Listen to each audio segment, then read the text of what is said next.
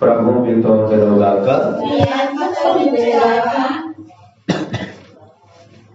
పునీత మత్తయి గారు రాసిన సువిశేషములోని భాగము 2వ అధ్యాయము 1 నుంచి 12 వచనాలు. హేరోదు రాజు పరిపాలనా కాలమున యూదయ సీమందలి బెత్లెహేమునందు యేసు జన్మించెను. అప్పుడు జ్ఞానులు తూర్పు దిక్కు నుండి యెరూషలేమునకు వచ్చి, యూదులు రాజుగా జన్మించిన శిశువు ఎక్కడ? ఆయన నక్షత్రమును తూర్పు దిక్కున చూచి మేము ఆరాధింపవచ్చితిమి అని అడిగిరి. అది విని హేరోదు రాజు యెరూషలేము నగర వాసులందరూ కలత చెందిరి.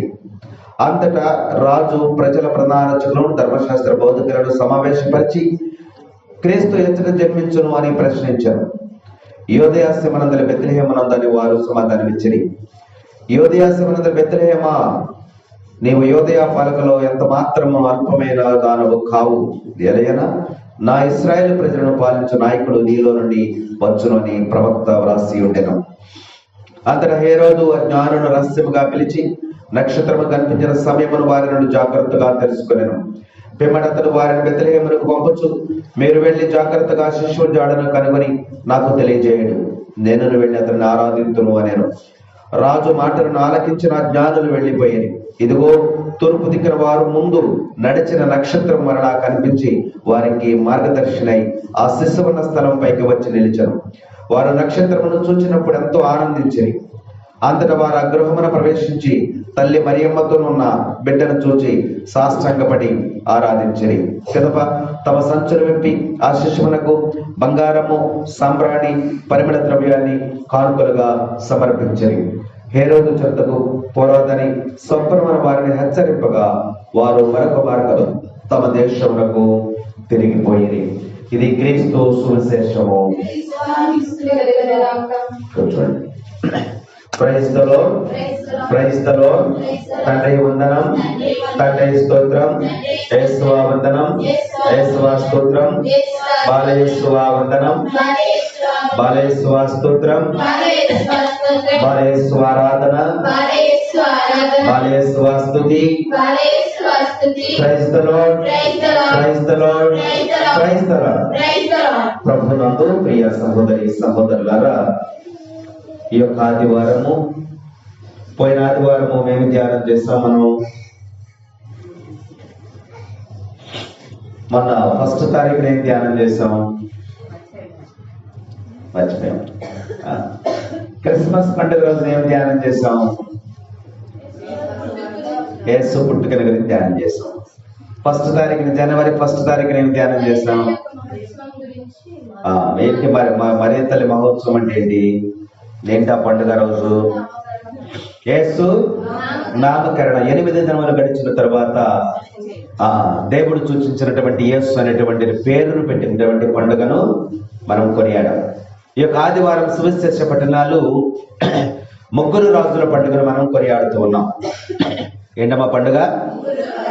3 రాజులు కూడా బాలయేసుని ఆరాధిస్తున్నటువంటి పండుగ. ఈరోజు మనం గుర్తుపెట్టుకోవాలి, కొన్ని పండుగలు మనం జ్ఞాపకం చేసుకోవాలి. ఆ పండుగ ఎందుకు ఆ పండుగను జరుపుతూ ఉన్నారు, ఆ పండుగకి ఆరాధన ఏంటి, ఆ పండుగలో జరిగేటువంటి ముఖ్య అంశం ఏమిటి అనేది మనం ఎప్పుడు కూడా జాగ్రత్తగా మనసులో ధ్యానిస్తూ ఉండాలి. 3 రాజుల పండుగ ఈరోజు అంటే క్రీస్తు సాక్షాత్కార మహోత్సవం అని కూడా అంటాం. ఏమంటాము? సాక్షాత్కార మహోత్సవం. సాక్షాత్కారం అంటే దైవ దర్శనం. ఏంటది? దైవ దర్శనం. దేవుడు దర్శించినటువంటి, దేవుణ్ణి దర్శించినటువంటి పండుగ, దేవుణ్ణి అంగీకరించినటువంటి పండుగ, దేవుణ్ణి దర్శించినటువంటి పండుగ, దేవుణ్ణి కనుగొనినటువంటి పండుగ. ఈ 3 రాజులు కూడా ఎవరిని కనుగొన్నారు? ఇవాళ బాలయేసుని కనుక్కున్నారు. అక్కడికి వచ్చి ఆరాధిస్తున్నారు. అందుకనే క్రీస్తు సాక్షాత్కార మహోత్సవం అని అంటాం. మహోత్సవం. పండుగలు అంటే, పండుగ అంటే మామూలుగా మనం అన్ని చేసుకునేటువంటి పండుగలే. మహోత్సవం అంటే పండుగ కన్నా గొప్పదనమాట. పండుగ కన్నా గొప్పది మహోత్సవం అంటాము దాన్ని. కాబట్టి ఈరోజు 3 రాజుల పండుగ లేదా క్రీస్తు సాక్షాత్కార మహోత్సవము అని అంటాం. అంటే రాజులు ఈ ముగ్గురు రాజులు కూడా యేసు ప్రభుని అంటే బాలయేసును దర్శించి ఆరాధించినటువంటి పండుగగా మనం ఈ రోజు కొనియాడుతూ ఉన్నాం. ఈ ముగ్గురు రాజులు ఎవరు? ముగ్గురు రాజులు వచ్చారు అనుకుంటున్నాం కదా, రాజుల పండుగ అంటున్నాం కదా. ఎవరు ముగ్గురు రాజులు? ఎవరు?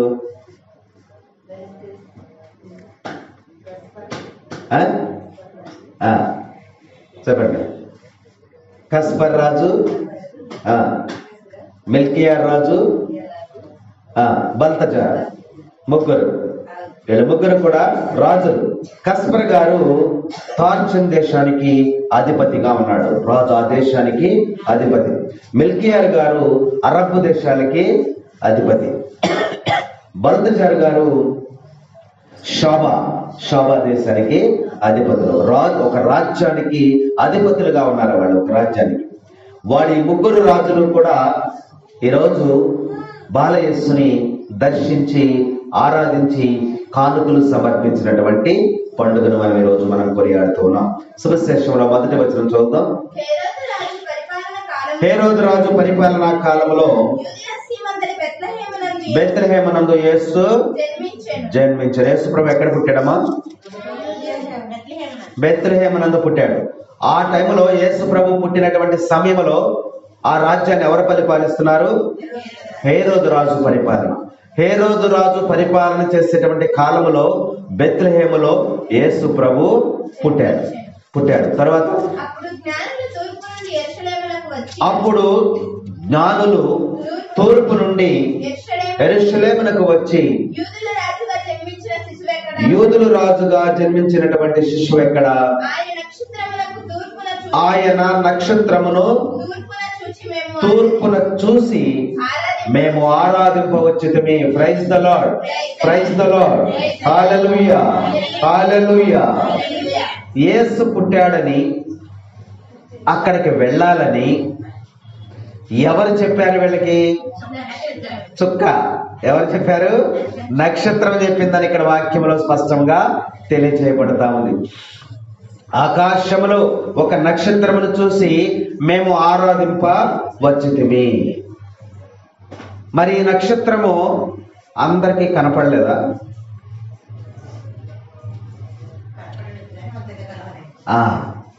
ఈ నక్షత్రం అందరికీ కనపడలేదా? ఈ రాజులకు కనిపించినట్లే ఈ నక్షత్రం అందరికీ కనిపించలేదా? కనిపించింది.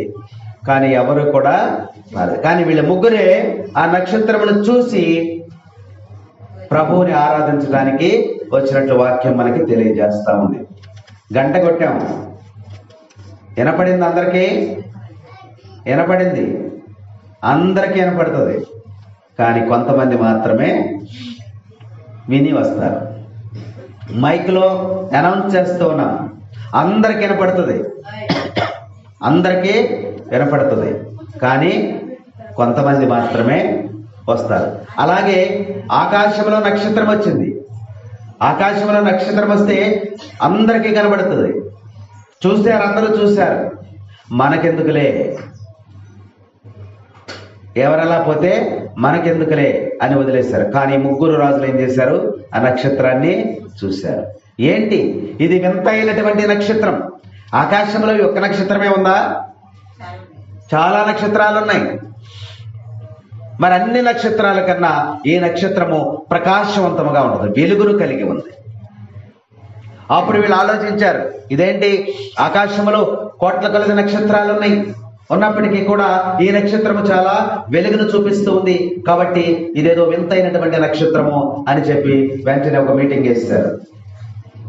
మీటింగ్ చేసి ఖగోళ శాస్త్రజ్ఞులను పిలిచారు.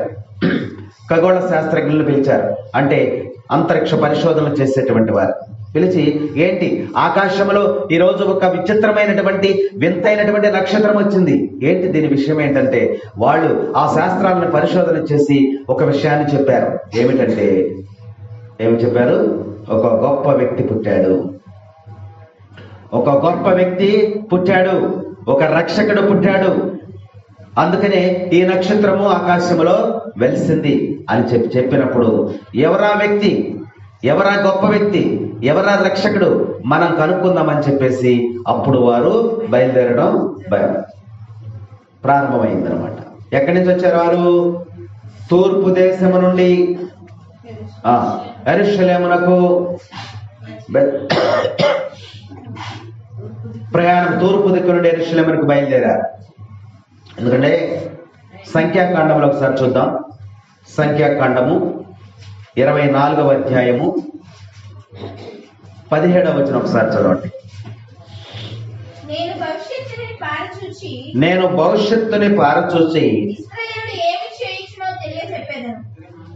24:17 నేను అతనిని చూచుచున్నాను,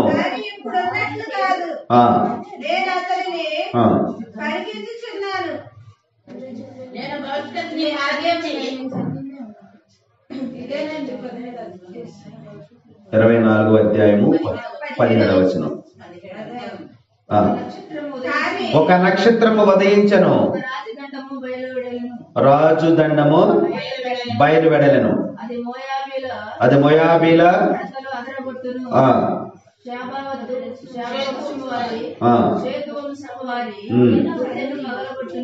15వ వచనం చూడమ్మా.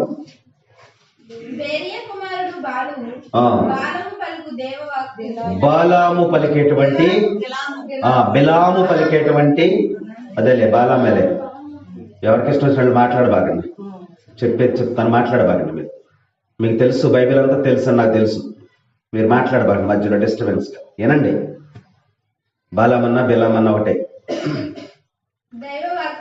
బాలాము ప్రవక్త ప్రవచించాడు. ఎప్పుడు ప్రవచించాడు? యేసుక్రీస్తు ప్రభు పుట్టక ముందు చెప్పాడు. యేసు ప్రభు ఇంకా పుట్టల దశలో ఒక మెస్సయా వస్తాడు, ఒక మెస్సయా వస్తాడు, ఒక మెస్సయా వస్తాడన్న ఆలోచనలో ఉన్నారు అందరూ. మనల్ని రక్షించడానికి ఒక మెస్సయా ఈ లోకములకు వస్తాడు. ఆయన కోసం ఎదురు చూస్తున్నటువంటి కాలం అది.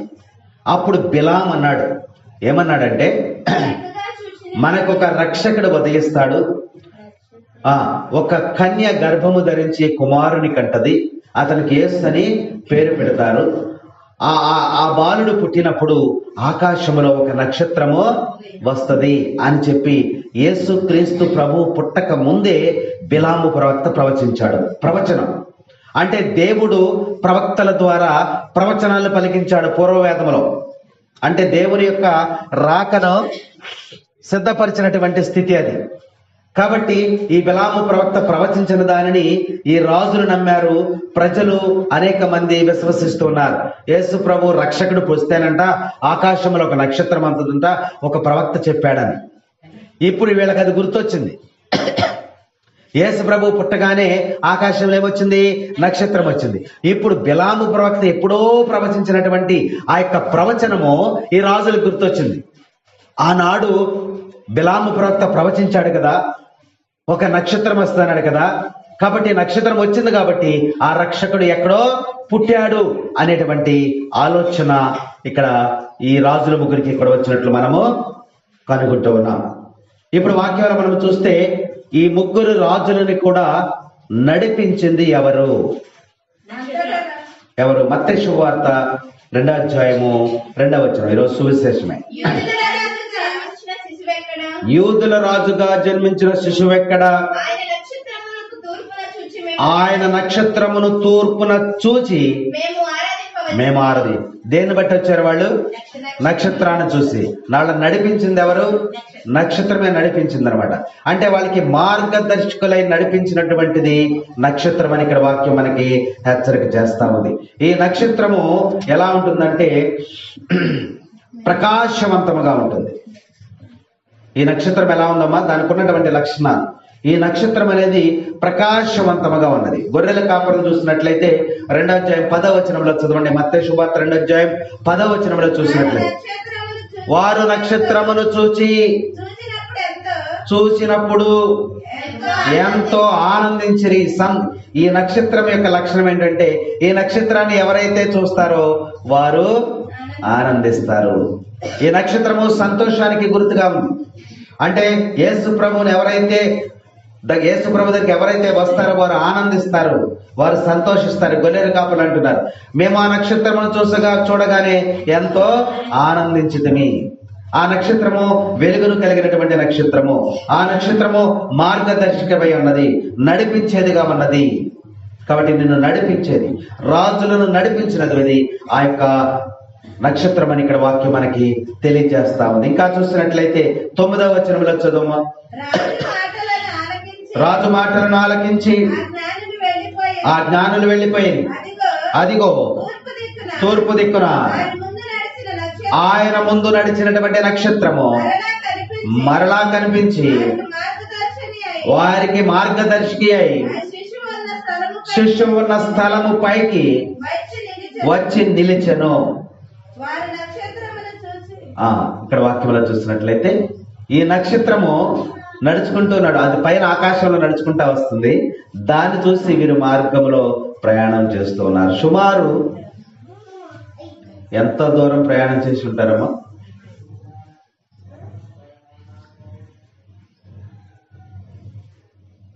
చాలా దూరం ప్రయాణం చేశారు. వ్యయ ప్రయాసలను బట్టి ప్రభువుని ఆరాధించాలి. వీళ్ళెవరు?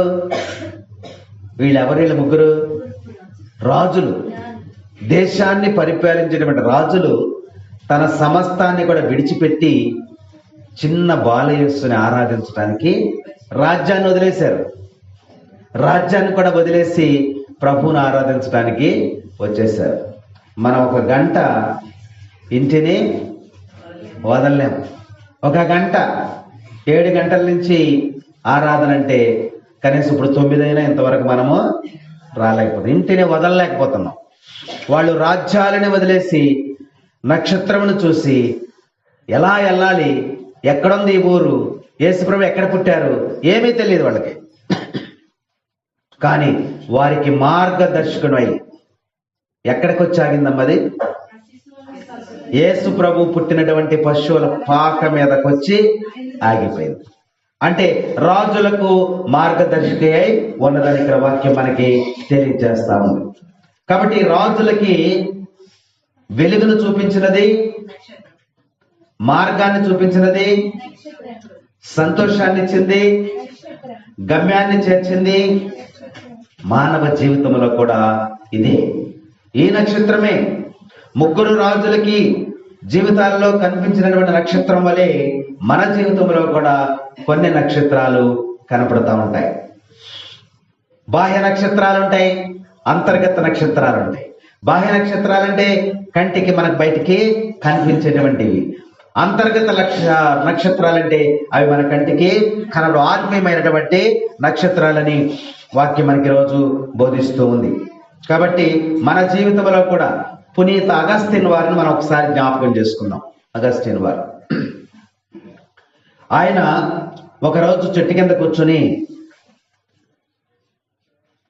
అక్కడ కూర్చుని ఉన్నప్పుడు తన యొక్క పాపాలన్నీ కూడా మనసులో కదిలించి వేస్తున్నాయంట.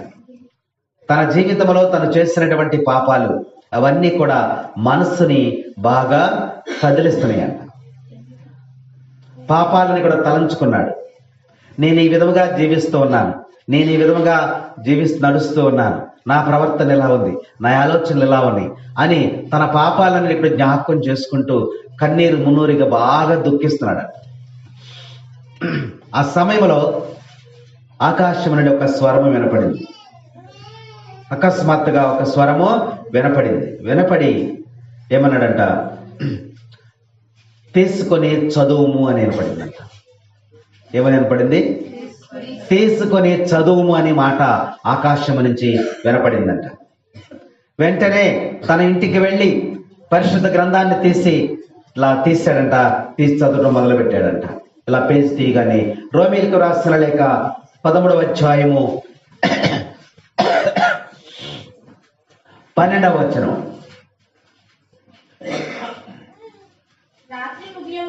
రాత్రి ముగే వచ్చినది, పగలు సమీపించినది, చీకటికి చెందినటువంటి పనులను ఇక మానివేయము. పగటి వేళ పోరాటమనొచ్చుటకు ఆయుధములు ధరించుము. వెలుతురులో జీవించు ప్రజలకు సత్ప్రవర్తన కలిగి ఉండము. వినోదముతో కూడినటువంటి విందులు కానీ, త్రాగుబోతుతనము కానీ, భోగ సత్యము కానీ, అసభ్య ప్రవర్తన గాని, పోట్లాట గాని, అసూయ కాని ఉండరాదు. కానీ ప్రభు అయినటువంటి యేసు క్రీస్తును ధరించి మీ శరీర ఇచ్ఛలను తృప్తిపరచుటలో మీరు చూపు శ్రద్ధను మానివేయుడు. చాలు. అగస్తిన్ వారికి దేవుడిచ్చినటువంటి వాక్యము. తన పాపాలని జ్ఞాపకం చేసుకుంటే ఆయన అక్కడ ప్రార్థన చేసుకున్నప్పుడు దేవుడు ఆయనకి తీసుకొని చదువు అన్నప్పుడు ఆ యొక్క వచనం కనబడింది. ఆ వచనంలో మనం చూసినట్లయితే అక్కడ వ్రాయబడి ఉన్నటువంటి వాక్యాన్ని మనం ధ్యానించినట్లయితే ఆయనకి అదే నక్షత్రం. అలా ప్రతి జీవితానికి కూడా బాహ్య నక్షత్రాలు మనకి కనబడతాయి అనే వాక్యం మనకి హెచ్చరిక చేస్తా ఉంది. కాబట్టి ఇక్కడ వాక్యంలో మనం చూసినట్లయితే ఏమేం మానేయాలో చక్కగా ఆయన మనకి చెప్పి ఉన్నాడు. రాత్రి ముగే వచ్చినది, పగలు సమీపించింది, చీకటికి చెందిన పనులు మానివేయుడు. అగస్తిన్ వారికి దేవుడు ఇచ్చినటువంటి చీకటి పనులు మానివేయుడు. చీకటి పనులు పాపము అవన్నీ కూడా మానివేయింది. తర్వాత పగటి వేళ పోరాటం అనుచుటకు ఆయుధమును ధరించుడు. అంటే పోరాటం చేయాలంటే ఆయుధాలు కావాలి. ఆయుధాలు ఏంటంటే యేసు నామము. ఆయుధాలు ఏంటమ్మా? యేసు నామము, యేసు రక్తము. ఈ రెండు ఆయుధాలు ధరించాలి. ఆ ఆయుధాలతో నువ్వు పగటి వేళ నువ్వు యుద్ధము చేయటానికి సిద్ధం చేసుకో. ఆయుధాలను సిద్ధం చేసుకోమంటున్నాడు. యేసు పవిత్ర రక్తము చేతను, యేసు నామము చేతను సమస్తమైనటువంటి యొక్క సైతాను క్రియలన్నిటి కూడా నువ్వు నాశనం చేయవచ్చు. యుద్ధానికి కావాల్సిన పరికరాలు నువ్వు సిద్ధం చేసుకోమని అగస్తిన్ వారికి తెలియజేస్తున్నారు. తర్వాత వెలుతురులో జీవించు ప్రజలుగా సత్ప్రవర్తన కలిగి ఉండు. సత్ప్రవర్తన, మంచి ప్రవర్తన మనము కలిగి ఉండాలి. వినోదంతో కూడిన విందులు, త్రాగుబోతుతనము, భోగ విలాసత్వము, అసభ్య ప్రవర్తన, పోట్లాట. ఇది బాగుంది. పోట్లాట, ఎవరితో కూడా పోట్లాడకూడదు. లేచిన దగ్గర నుంచి సాయంత్రం వరకు అదే జరిగేది. ఈ లోకంలో జరిగేది అదే. దేనికోసం? ఆస్తి కోసం, అంతస్తు కోసం, రకరకాలైనటువంటి విషయాల కోసం పోట్లాటలు చేయవద్దు. అసూయ కానీ ఉండరాదు. తర్వాత ప్రభు అయినటువంటి యేసు క్రీస్తును ధరించి శరీరేచ్ఛలను తృప్తిపరచుటలో మీరు చూపు శ్రద్ధను. శరీరేచ్ఛలను అంటే శరీరానికి ఇష్టమైనటువంటివి ఇచ్చలు చాలా ఉన్నాయి. అవి శరీరేచ్ఛలను తగ్గించమంటున్నాడు. శరీరానికి అవసరమైనవి కూడా మీరు తగ్గించండి. ఆత్మ సంబంధమైనటువంటి విషయాలను మీరు పెంచుకోనండి. చక్కని వాక్యాలు అక్కడ రాయబడి. ఇది అగస్తిన్ వారికి కనబడింది. ఈ వాక్యాలు చదివిన వెంటనే అగస్తిన్ వారికి జ్ఞానోదయం కలిగిందంట. Praise the lord, praise the Lord. తనలో ఉన్నటువంటి యొక్క అంధకారం అంతా కూడా తొలగిపోయింది. తను హృదయ పరివర్తన చెందాడు. కాబట్టి దేవుని యొక్క వరప్రసాదం అనేది, దేవుని యొక్క వెలుగు అనేది, దేవుని యొక్క నక్షత్రం అనేది అకస్మాత్తుగా మన జీవితంలోనికి ఏదో ఒక రోజు ప్రవేశిస్తూ ఉంది. కొన్నిసార్లు మనకి బాహ్య నక్షత్రాలు కూడా కనిపిస్తూ ఉంటాయి. మీరు కొన్ని పనులు మనం చేస్తా ఉన్నప్పుడు అయిపోయిందో పని అంటే, ఏం పనిరా బాబు, చుక్కలు కనపడి అంటారు. ఏమంటారు అంటే ఏంటి? పని భారం ఎక్కువైపోయిందని, చుక్కలు కనపడినీరా అంటారు. కాబట్టి ఇక్కడ వాక్యం చెప్తుంది, అగస్టిన్ వారిలాగా అంతర్గత నక్షత్రాలు మన జీవితంలో ఉంటాయి. ఏదో ఒక రోజు దేవుని యొక్క వాక్యము, దేవుని యొక్క వెలుగు, దేవుని యొక్క నక్షత్రం నిన్ను పట్టుకుంటుంది. సంసోనుని పట్టుకుంది, మోషేని పట్టుకుంది. అందరినీ, ప్రవక్తలందరూ కూడా దేవుని వెలుగును పొందినటువంటి వారే. సంసోను కూడా ఒకరోజు దేవుని యొక్క మేఘం వచ్చి ఆయన ఆవరించేసింది. అలాగే అవన్నీ కూడా ఆత్మకు సంబంధించిన అంతర్గత నక్షత్రాలు. బాహ్య నక్షత్రాలు మనకి కనుకనుకుంటాయి. బాహ్య నక్షత్రాలు ఏంటంటే మనకు కలిగేటువంటి అదృష్టం. మనకు ఒక మంచి మేలు జరిగింది అనుకోండి, అప్పుడు మనం ఏం చేస్తాం? సంతోషించి ఏం చేస్తావు? అందరికి చెప్పి ఏం చేస్తావు? పార్టీ. అదే విందులు వినోదలే మానేమన్నాడు. పార్టీలు ఇస్తావా? ఇంకా అసలు చెప్తలా అమ్మా, ఒక మంచి మేలు నీ కుటుంబంలో జరిగినప్పుడు మేలు చేసి దేవుడు నాకు మేలు చేశాడని గుళ్ళోకి వచ్చి సాక్ష్యం చెప్తావు, కానుకలు ఇస్తావు, అన్నీ చేస్తావు. అంటే నిన్ను దేవుని దగ్గరికి నడిపించింది ఏంటిది? అంతే, బాహ్య నక్షత్రం. అది రాజులు నడిపించింది ఎవరు? నక్షత్రమే. యేసు ప్రభు దగ్గర దాకా తీసుకెళ్ళింది, అవునా? కాబట్టి నిన్ను దేవాలయం తీసుకొచ్చింది ఎవరు? నక్షత్రమే. అదృష్టం అనేటువంటి ఒక నక్షత్రం, అదృష్టం అనేటువంటి ఒక నక్షత్రం. నీకు మేలు జరిగింది, అదృష్టం కలిసి వచ్చింది, వెంటనే నువ్వేం చేసావు? దేవాలయంలోనికి, దేవుని దగ్గరకు నిన్ను నడిపించింది. పాడి పంటలు సమృద్ధిగా పండిన ఈ సంవత్సరం ఏం చేస్తావు? ఒక బస్తా ధాన్యం తీసుకుని దేవాలయంలోనికి వస్తా. అదొక నక్షత్రం, నిన్ను దేవుని వద్దకు నడిపించేటువంటి ఒక నక్షత్రం. ఆ రోజు రాజులను ఏ విధముగా దేవుని వద్దకు నడిపించుకుంటూ వచ్చిందో అలాగే నిన్ను కూడా సమృద్ధిగా దేవుడు ఆశీర్వదించి, పాడి పంటలు సమృద్ధిగా ఆశీర్వదించి, ఆ నక్షత్రం అనేది నిన్ను ఎక్కడికి నడిపించుకొచ్చిందమ్మా? దేవాలయంలోనికి నడిపించుకుంటూ వచ్చింది. మనం అనుకున్న పనులన్నీ కూడా జరిగిపోయినాయి. ఏదో ఒక పని నువ్వు అనుకున్నావు, ఈ పని జరిగితే నేను ఎక్కడికి వస్తానో? దేవాలయానికి వస్తాను. ఆ పని జరిగింది, నువ్వు ఎక్కడికి వస్తావు?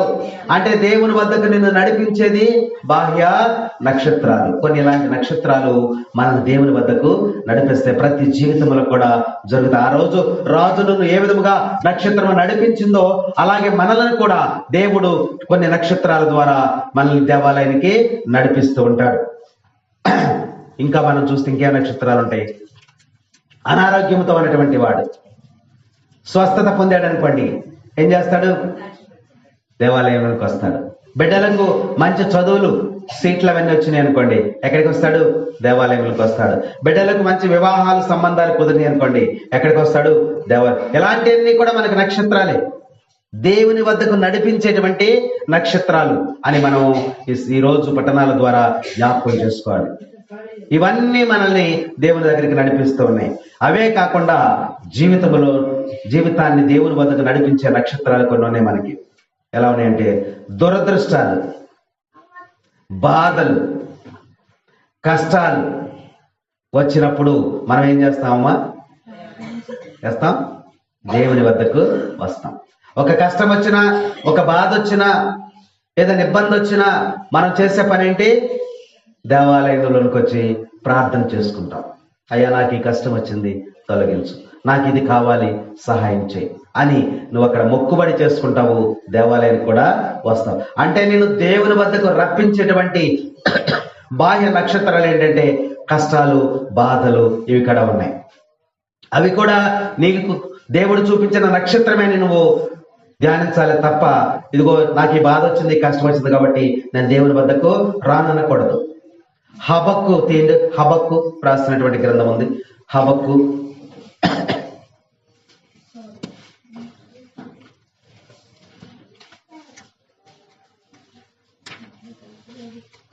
రాసిన గ్రంథం 3వ అధ్యాయము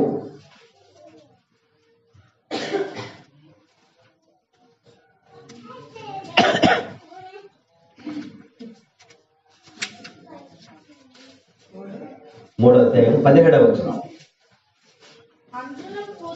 అంజూరపు పూత పట్టకుండిన,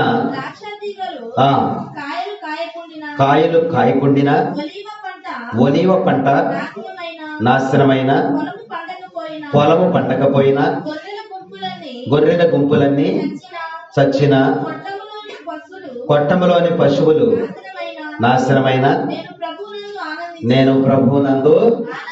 మళ్ళీ చదువు. అంజూరపు పూత పట్టినను,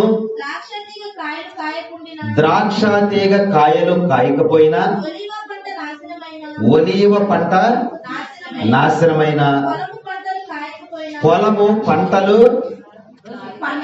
పండకపోయినా, గొర్రెల గుంపులన్నీ కూడా చచ్చిపోయినా, పశువులన్నీ కూడా నాశనమైపోయినా, నేను ప్రభువునందు.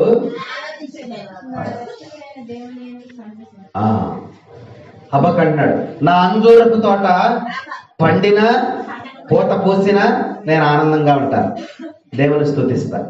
ఒకవేళ అది పూయకపోయినా నేను ఆనందంగానే ఉంటాను. నా గొర్రెల మందలన్నీ పెరిగినా సంతోషిస్తాను, ఒకవేళ అవన్నీ కూడా చనిపోయినా నేను దేవుణ్ణి స్తుతిస్తాను. అంటే పండినా పట్టకపోయినా, ఉన్నా లేకపోయినా నేను దేవుణ్ణి ఎప్పుడు కూడా స్తుతిస్తాను, దేవునిలోనే ఆనందిస్తాను అని అంటున్నాడు. కాబట్టి ఈ నక్షత్రాలు అనేవి మనకి బాహ్య నక్షత్రాలు, అంతర్గత నక్షత్రాలు మనకి దేవుని వద్దకు నడిపించేవిగా ఉన్నాయనే వాక్యం మనకి ఇక్కడ హెచ్చరిక చేస్తా ఉంది. కాబట్టి మనకి ఏమి ఉన్నా ఏమి లేకపోయినా ఎప్పుడు కూడా మనం ఏం చేయాలి? ప్రభువునందు మాత్రమే ఆనందించాలి, ప్రభువునందు మాత్రమే స్తుతించాలని ఇక్కడ వాక్యం మనకి హెచ్చరిక చేస్తా ఉంది. 2వ వచనం చూద్దాం. లూకా శుభవార్త 2వ అధ్యాయము 2వ వచనం. ఈ మొదటి సేకరణ అతడు కురేనియా సిరియా మండలాధిపతిగా ఉన్న కాలమున జరిగెను. అందులో పేర్లు వ్రాయించుకొనుటకు ప్రజలందరూ తమ లూకా శుభవార్త 2వ అధ్యాయము 2వ వచనం. అదేనా?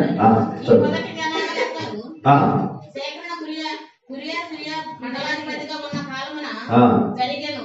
అందులో పేర్లు వ్రాయించుకొనుటకు ప్రజలందరూ తమ తమ పట్టణములకు వెళ్ళిరి. మత్తయి చదవము. మత్తయి 2:2. యూదుల రాజుకు జన్మించిన శిశువు ఎక్కడ? అదే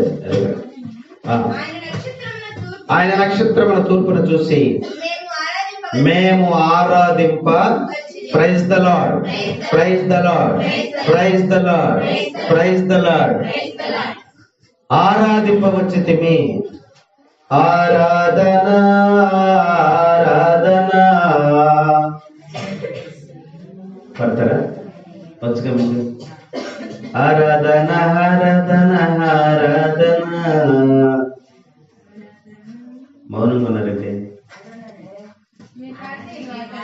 మీరు పాడే పాటగా ప్రభుని ఆరాధించేటువంటి పాట. సరే, ఆరాధన ఆరాధన యేసయ్యా ఆరాధన.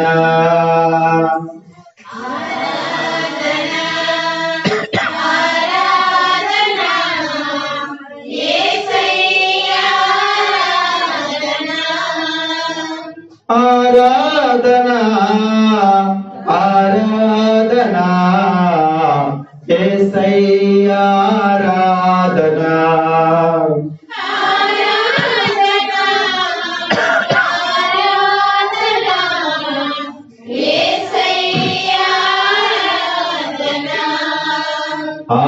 ఆరాధన ఆరాధన మెస్సయ్యా ఆరాధన.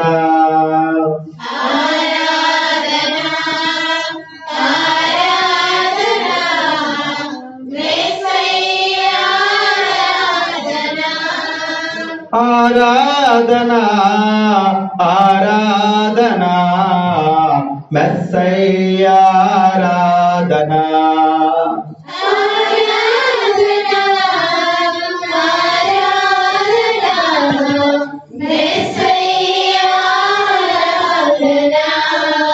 ఆరాధన ఆరాధన పరిశుద్ధని ఆరాధన.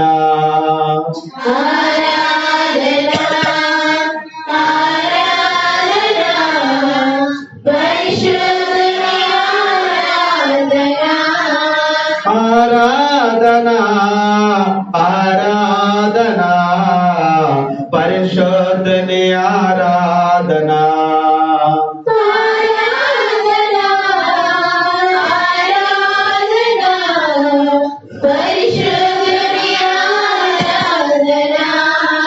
ఆరాధన ఆరాధన పరలోక ఆరాధన.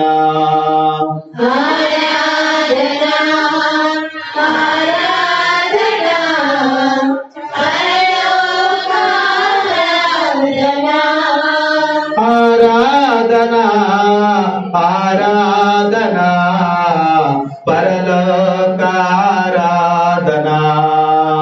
ఆరాధన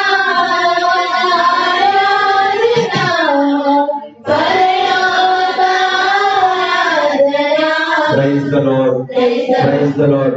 తండ్రి వందనం, తండ్రి స్తోత్రం, యేసువా వందనం.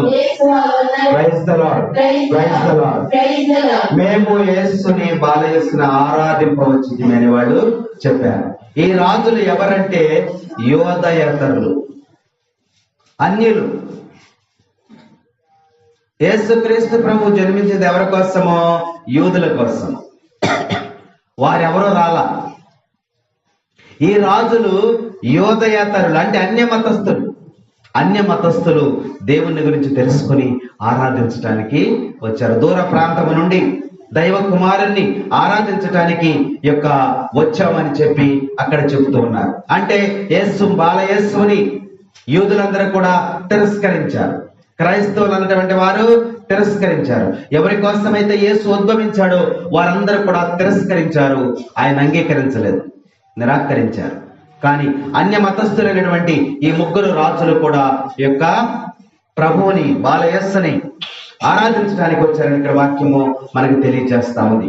4వ వచనం చదువు. ప్రధానార్చకులు, ధర్మశాస్త్ర బోధకులు సమావేశపరిచి క్రీస్తు ఎచ్చట జన్మించనని ప్రశ్నించి చాలు. ఇక్కడ వారు వచ్చి అడిగారు. వారు ఇక్కడికి వచ్చి అడిగినప్పుడు మేము బాలయేసుని ఆరాధించడానికి ఇక్కడికి వచ్చామని అక్కడ అడుగుతూ ఉన్నప్పుడు అప్పుడు వెంటనే ధర్మశాస్త్ర బోధకులతోనూ మరి ప్రధానార్చకులతో ఒక మీటింగ్ లాగా వేసి బాలయేసు ఎక్కడ పుట్టాడు, ఒక రాజు ఎక్కడ పుట్టాడు కనుక్కోమని చెప్పినప్పుడు ఆయన ఎక్కడ పుట్టాడంట? యోదయ సీమలోని బెత్లెహేమునందు ఆ యొక్క బాలయేసు పుట్టాడని చెప్పినప్పుడు అన్య రాజులు మరి ఎంతో దీనతతో వచ్చి ఆయనను ఆరాధించాలని చెప్పి అక్కడికి వచ్చారు. తర్వాత 7వ వచనం చదువు.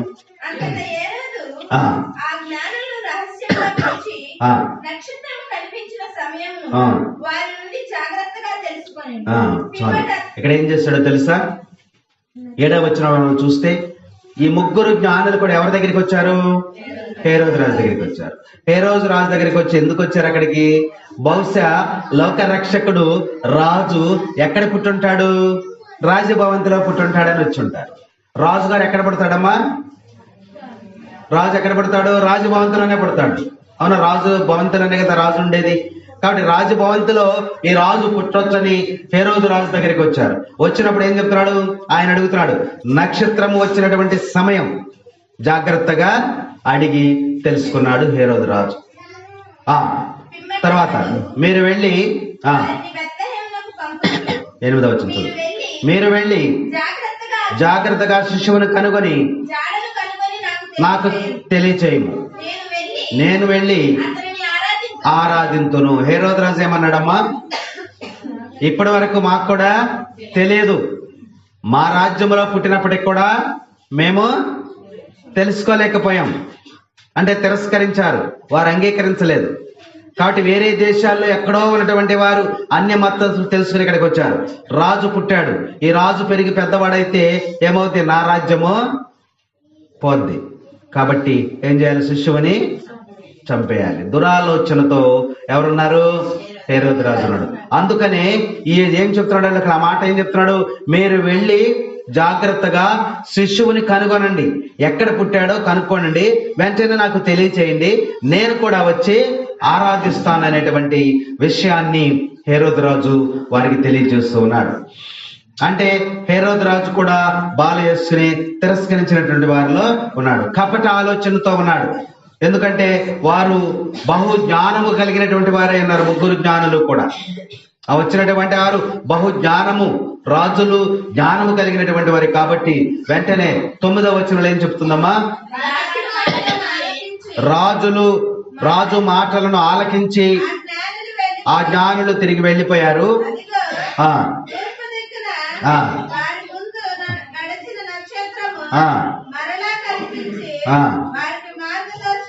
వారికి మార్గదర్శకమైనటువంటి నక్షత్రం ఇక్కడ వచ్చింది మళ్ళీ మనకి.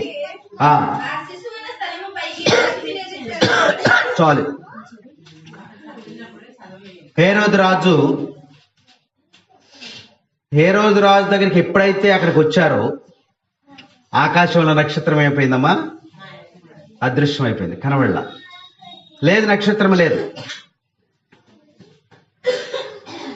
రాజుతో మాట్లాడిన తర్వాత మీరు వెళ్ళి శిష్యుని కనుక్కోండి అన్న తర్వాత అప్పుడు బయటకు వచ్చారు. బయటికి రాగానే మరలా ఆకాశంలో నక్షత్రము కనిపించింది. కనిపించి వారిని నడిపించుకుంటూ ఎక్కడికి తీసుకొచ్చిందమ్మా? యేసు ఉన్నటువంటి స్థలంలోనికి తీసుకుని వచ్చింది. అంటే నిన్ను నడిపించేది ఆ నక్షత్రమని, బాలయేసు ఉదయించినటువంటి నక్షత్రమని ఈరోజు వాక్యం మనకి హెచ్చరిక చేస్తాం.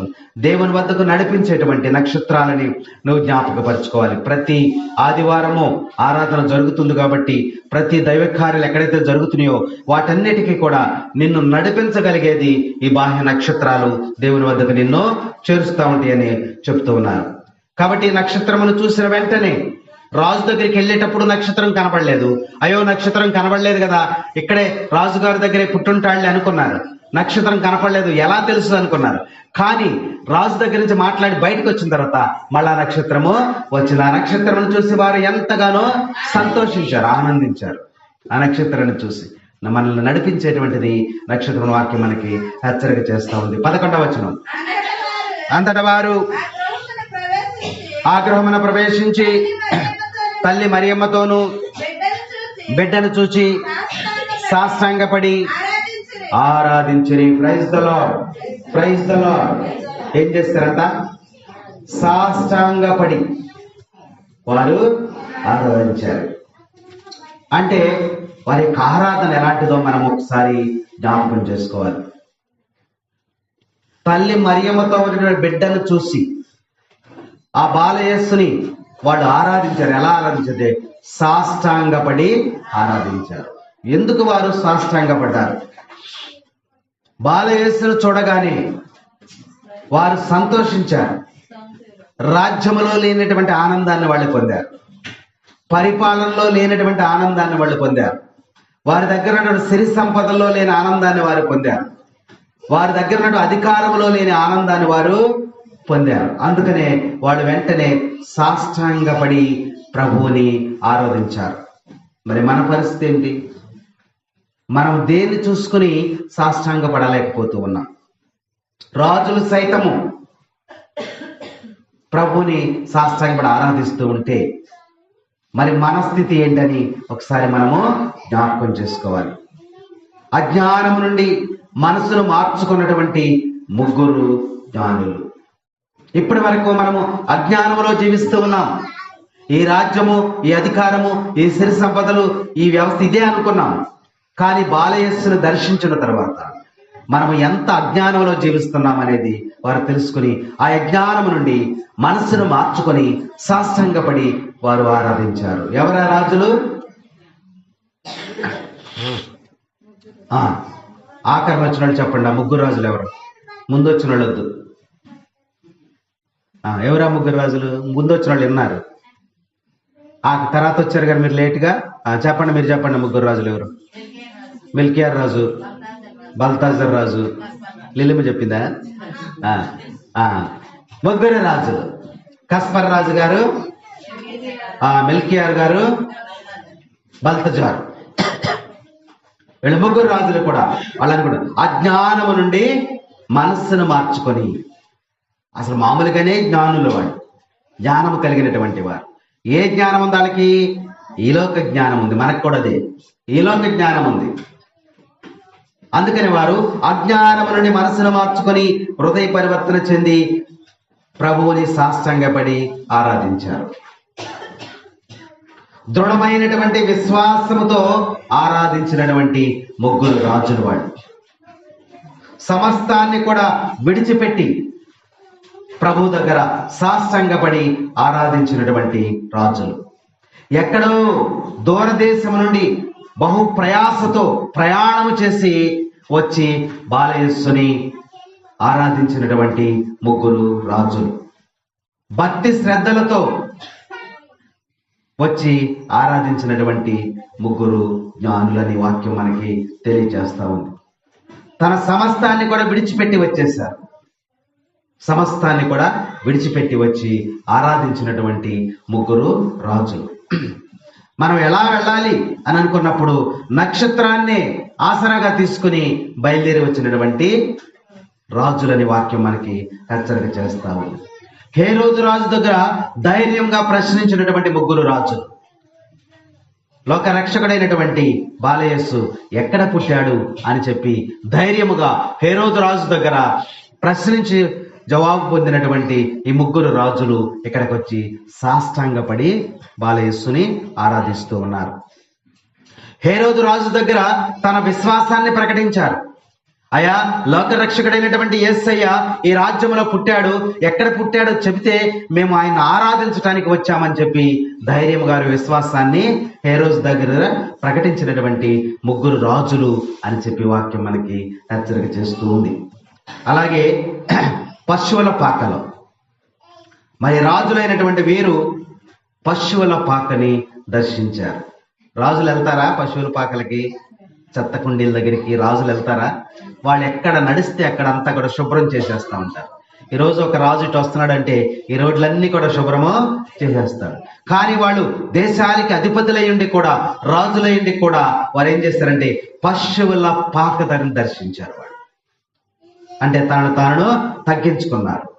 పశువుల పాకకు వచ్చి ఆ పొత్తిగుడ్డలలో చుట్టబడినటువంటి ఆ యొక్క బాలయేసుని సాష్టాంగపడి ఆరాధించారు. అటు తరువాత మరియమాతకు ఆ యొక్క జోజప్ప గారికి నమస్కారం తెలియజేశారు.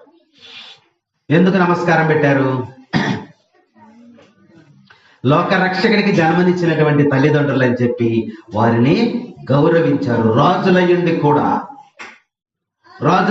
కూడా తనను తాను తగ్గించుకొని ప్రభువుని సాష్టాంగపడి ఆరాధించిన తరువాత మరియమాతకు యోసేపు గారికి వారు చేతులు జోడించి నమస్కరించినట్లు వాక్యం మనకి బోధిస్తుంది. ఆరాధించినటువంటి ముగ్గురు రాజులు, సాష్టాంగపడి ఆరాధించినటువంటి రాజులని వాక్యం మనకి హెచ్చరిక చేస్తుంది.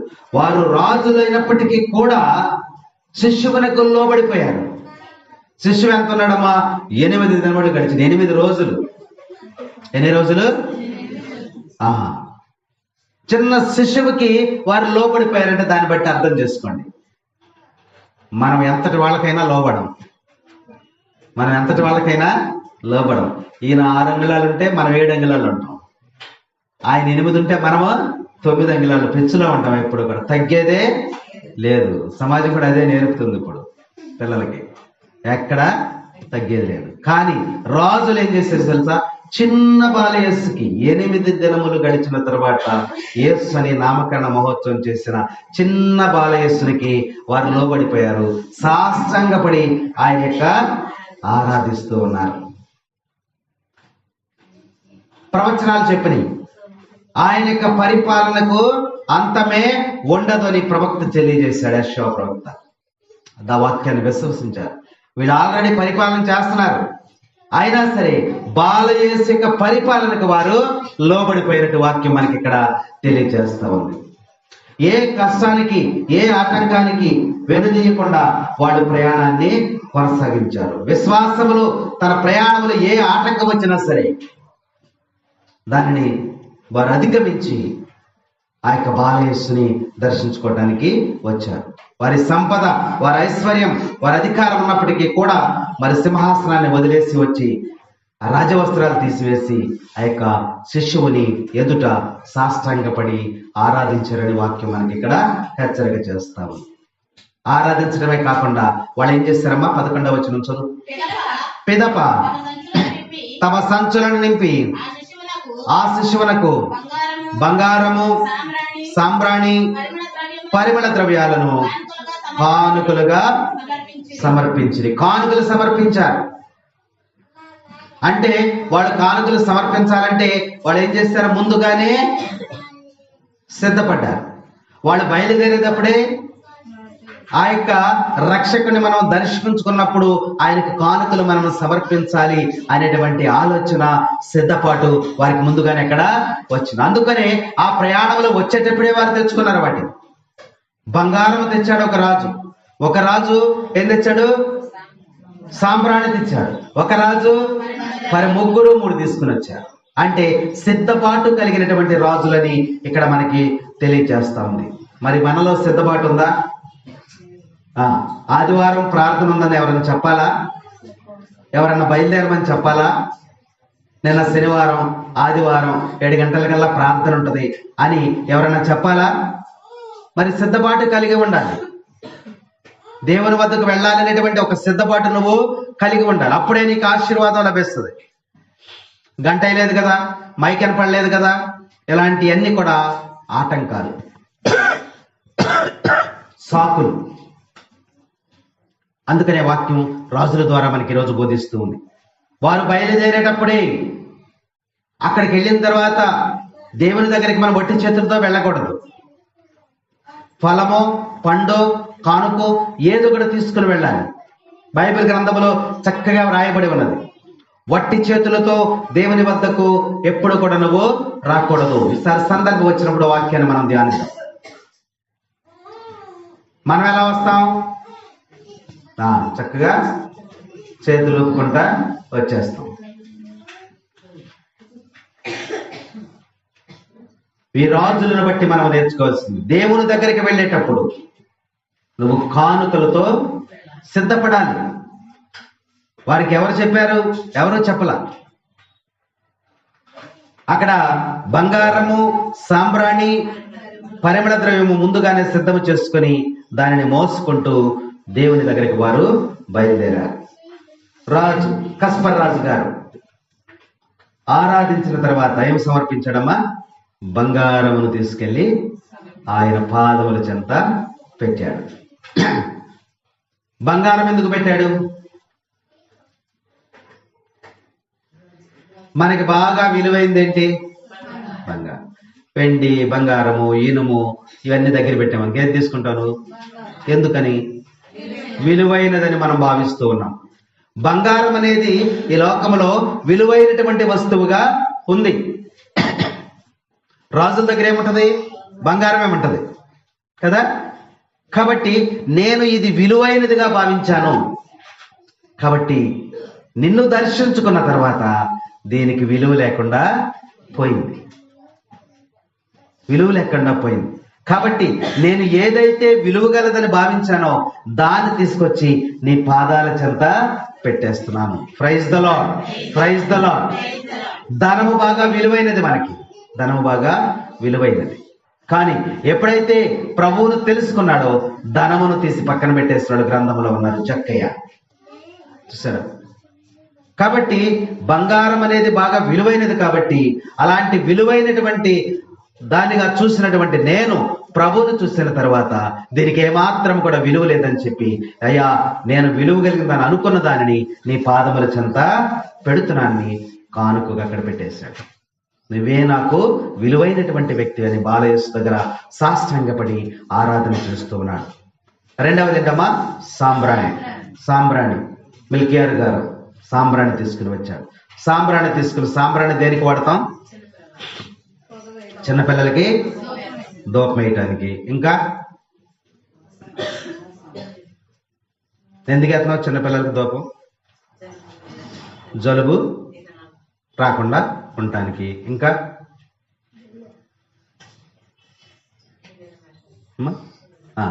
దేవాలయంలో పూజ జరిగేటప్పుడు ఏం వేస్తారు? దూపము వేస్తాం. ఈ దూపం అనేది దేన్ని చూపిస్తుందంటే దేవునికి ధూపం వేయటం అనేది పూర్వవేదములో ఉంది. ఈ ధూపం వేయటం అనేది దేవుణ్ణి ఆరాధించటం, దేవుణ్ణి ప్రేమించటం, దేవుణ్ణి దర్శించుకున్న సమయంలో దేవునికి ధూపము వేస్తూ ఉంటాం. పూర్వవేదంలో జరిగినటువంటి సన్నివేశం అది. కాబట్టి ఎప్పుడైతే సాంబ్రాణిని మనం నిప్పుల మీద వేసామో వెంటనే ఆ ధూపం అనేది, పొగ అనేది వస్తూ ఉంది. అలాగే ఈ రాజులలో కూడా దేవునిపై ప్రేమ, దైవ ప్రేమ సాంబ్రాణి వలె ఆ యొక్క దేవుడుగా గుర్తించి ఆ దేవునికి తన ప్రేమను వ్యక్తపరుస్తున్నట్లుగా ఈ యొక్క సాంబ్రాణి మనల్ని గుర్తు చేస్తూ ఉంది. తన మనసులో ఉన్నటువంటి యొక్క ప్రేమ, తన మనసులో ఉన్నటువంటి యొక్క ఆరాధన ధూపము రూపములో దేవుని మీద, వారి హృదయంలో ఉన్న ప్రేమ ధూపము రూపములో దేవుని మీదకి వారు వేస్తూ ఉన్నట్లుగా సాంబ్రాణి మనకి తెలియజేస్తూ ఉంది. ఆ శిశువుని వారు ఆరాధిస్తూ ఉన్నారు. మూడో వ్యక్తి ఎవరమ్మా? బల్తజర్ గారు. ఆయన ఏం తీసుకొచ్చాడు? పరిమళ ద్రవ్యం. పరిమళ ద్రవ్యం అంటే ఏంటి? సెంటు, సువాసన. పరిమళ ద్రవ్యం అంటే సెంటు, సువాసన. ఈ సువాసన, ఈ పరిమళ ద్రవ్యం, ఈ సెంటుని ఎక్కడ కొడతారు? మనుషులు కొట్టుకుంటారు. అవునా? స్ప్రేలు, ఇంగ్లీష్లో చెప్పాలనుకుంటే స్ప్రేలు కొట్టుకుంటారు. ఇంగ్లీష్ మీడియం స్కూల్లో పనిచేస్తుందిగా. స్ప్రేలు కొట్టాలి. సువాసన వెదజల్లుతుంది. మనుష్య కుమారుడు చనిపోయినప్పుడు, మనుషులు చనిపోయినప్పుడు ఏం చేస్తారమ్మా? ఎందుకు కొడతారు? వాసన రాకుండా కొడతారు. సెంటు కొడతారు. ఉప్పు పెడతారు. తర్వాత సెంటు కొడతారు. కుళ్ళిపోయి దేహము వాసన రాకుండా ఉండడం కోసము సెంటుని పరిమళ ద్రవ్యం. ఈ మూడు కూడా రాజులు తీసుకొచ్చిన మూడు అంశాలను మనకి జ్ఞాపకం చేస్తూ ఉన్నాయి. బంగారము ఇవ్వటంలో ఉద్దేశం ఏమిటంటే ఈయనొక రాజు అని ఆయన బంగారాన్ని సమర్పించినట్లు వాక్యం మనకి బోధిస్తా ఉంది. ధూపం వేయటం అంటే దేవునికి ధూపం వేస్తాం కాబట్టి ఈ ధూపం వేయటం ద్వారా ఈయన దేవుడు అని తెలియజేస్తా ఉంది. పరిమళ ద్రవ్యం ఎందుకు కొడుతున్నారంటే ఈయన ఒక మనుష్య కుమారుడు, ఈయన మరణిస్తాడు కాబట్టి మూడు వస్తువులు కూడా మూడిని గుర్తు చేస్తున్నాయి.